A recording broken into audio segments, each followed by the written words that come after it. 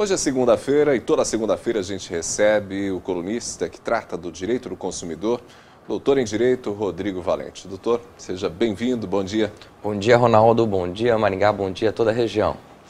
A gente recebeu aqui uma pergunta que eu acho que é fundamental.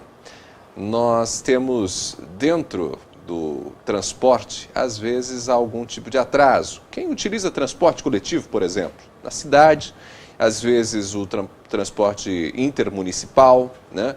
Às vezes a pessoa que, por exemplo, mora em Marialva, em Mandaguaçu, Mandaguari, às vezes utiliza algum sistema de transporte coletivo, alguma coisa do tipo, para vir até Maringá, e às vezes esse ônibus atrasa 15 minutos, 20 minutos, sem contar aquelas situações que você viaja de Maringá a Londrina, de Maringá a Curitiba. Existe alguma legislação que trate do atraso, doutor Rodrigo? Excelente pergunta, Ronaldo.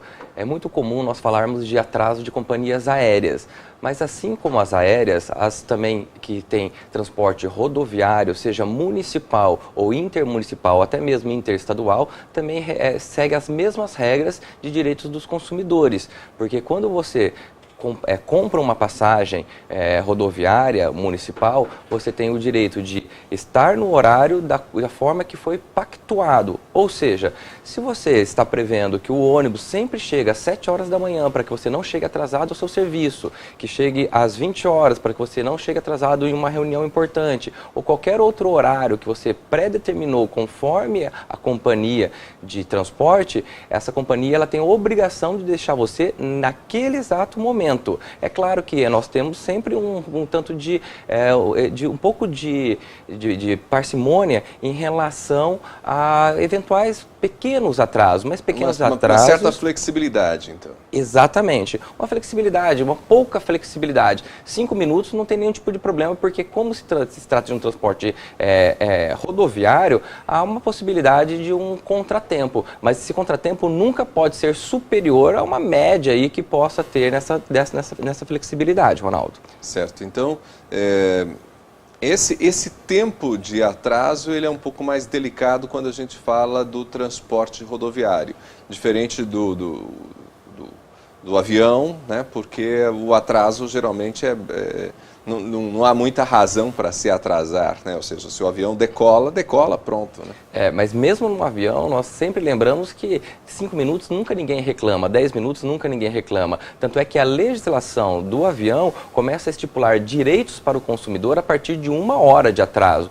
É claro que 1 hora para um transporte rodoviário é muito grande. Então, o que a companhia que faz o transporte rodoviário deve ter para você, consumidor, em relação aos seus direitos? Ela deve avisar qualquer tipo de alteração de rota que possa levar um tempo maior para chegar ao seu destino e também se há algum problema naquele dia. E se tiver algum problema, como por exemplo o ônibus quebrou ou algum atraso, tem que ser avisado com antecedência ou providenciado um tipo de substituição para que o consumidor, no caso que está sendo transportado, não tenha nenhum tipo de prejuízo. Vamos imaginar que alguém faça uso do transporte dentro do estado, Maringá, Londrina, que é duas cidades polos, né, e que nós temos muito esse contato entre as duas cidades por diferentes razões. Tem gente que estuda, tem gente que trabalha, né, faz negócios em Londrina, e o ônibus está previsto para sair às 8 da manhã daqui de Maringá e chegar em Londrina às 10 horas da manhã, né? Apenas a título de uma situação hipotética. Esse ônibus, então, não saiu 8 horas, saiu 8h30 e ao invés de chegar 10 horas, chegou 11 horas em Londrina. O que a pessoa pode fazer? Excelente. A questão é que já passou de 1 hora no caso hipotético, mas só para podermos ilustrar melhor para o consumidor. Nesse caso, o consumidor ele tem direito de ser ressarcido de eventuais prejuízos que ele acabou sofrendo, como, por exemplo, danos materiais, de perder, por exemplo, uma reunião importante, ou ainda danos morais em relação à falta de compromisso dessa empresa de não ter cumprido com o pactuado, qual seja, de chegar no momento no qual foi comprada a passagem, 10 horas da manhã.